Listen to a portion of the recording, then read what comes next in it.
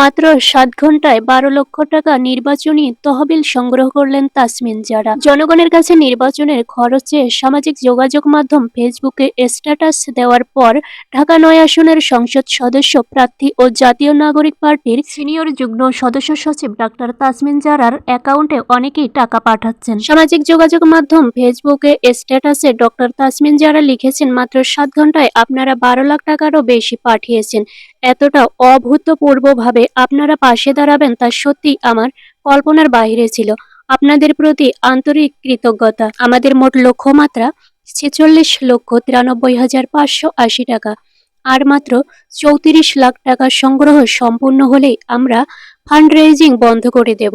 আমরা অবগত আছি যে রাত ২টার পর থেকে নির্ধারিত লিমিট অতিক্রম করার কারণে বিকাশে আর টাকা পাঠানো যাচ্ছে না। আপাতত ব্যাংক অ্যাকাউন্টের মাধ্যমে ডোনেশন গ্রহণ করা যাচ্ছে। এর আগে রাত ১:৩০টার দিকে আরেক স্ট্যাটাসে তিনি লিখেন, মাত্র ৪ ঘণ্টায় ৫,২৬,০০০ টাকা।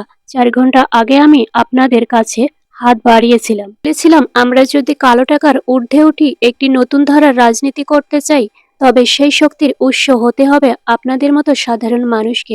এর মধ্যে মাত্র ৪ ঘণ্টায় আপনারা ৫,২৬,০০০ টাকা পাঠিয়েছেন।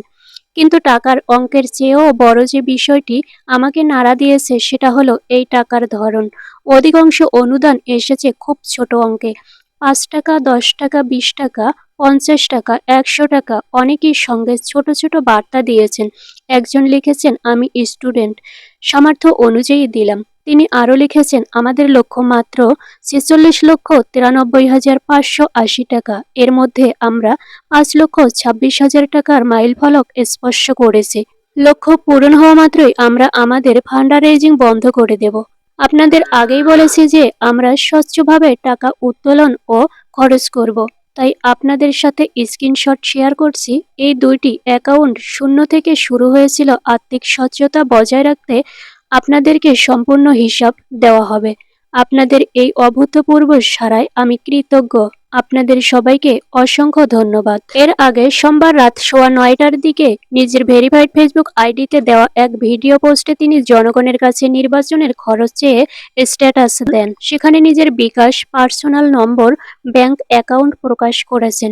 একই সঙ্গে কোনো প্রশ্ন বা পরামর্শ থাকলে সেটা হোয়াটসঅ্যাপ নম্বরে জানাতে অনুরোধ করেছিলেন ডক্টর তাসনিম জারা। পোস্টে তাসনিম জারা লিখেন, নির্বাচনী একজন প্রার্থী আইনগতভাবে সর্বোচ্চ ২৫ লাখ বা ভোটার প্রতি ১০ টাকা খরচ করতে পারে, কিন্তু বাস্তবে শোনা যায় একজন প্রার্থী ২০ থেকে ৫০ কোটি টাকা খরচ করেন, অথচ নির্বাচন কমিশনের কাছে গিয়ে বলেন মাত্র ২৫ লাখ টাকা ব্যয় করেছেন। ফলে প্রায় সকলের সংসদে যাওয়ার যাত্রাটা শুরু হয় আইন ভাঙ্গা ও মিথ্যা দিয়ে। তিনি আরও লেখেন, আমি এ অসততা ও মিথ্যা রাজনীতি করব না।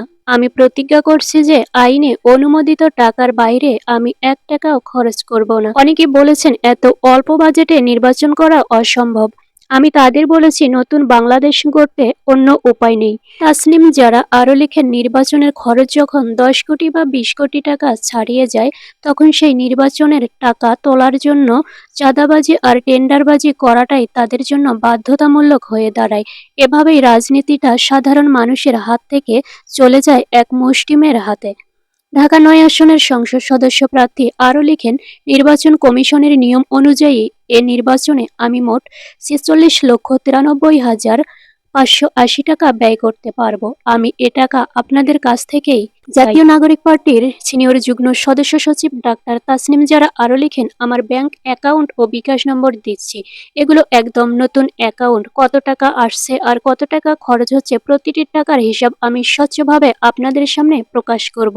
এরপর থেকেই ডক্টর তাসনিম জারার অ্যাকাউন্টগুলোতে বানের পানির মতো টাকা আসা শুরু করে দেয়।